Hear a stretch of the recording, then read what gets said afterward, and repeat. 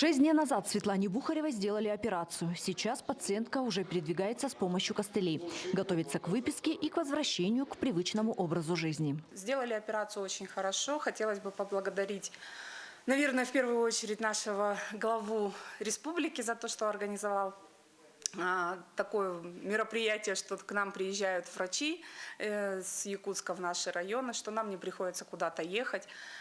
Сделая дома операцию, это намного лучше, интереснее и проще. Денис Аккуратнов на протяжении 2 лет чувствовал боль в правом тазобедренном суставе. После того, как прошел обследование и сдал все анализы, мужчину направили на операцию. Прооперировали грамотно, врачи умные, свое дело знают. В общем, прошло уже 3 дня, чувствую себя отлично. Все, каждый день все лучше и лучше, то есть боли практически прошли. Это уже 4-й визит мобильного хирургического центра в Нерюнгри за 2 года. Специалисты из Якутска за 4 дня провели 11 операций по эндопротезированию тазобедренных суставов.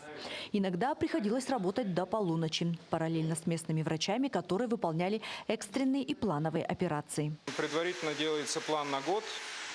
Мы имеем уже какой-то определенный опыт на основании 2024 года, в каком районе сколько пациентов требует нашей помощи.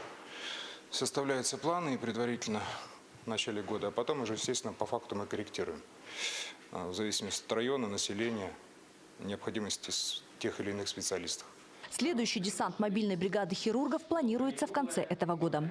Но сейчас уже началась подготовка местных врачей, которые проходят специальное обучение и лицензирование. И в следующем году после сертификации операции по эндопротезированию будут выполнять нерюнгринские травматологи и ортопеды самостоятельно. Ирина Жданова, Захар Головин, Нерюнгри.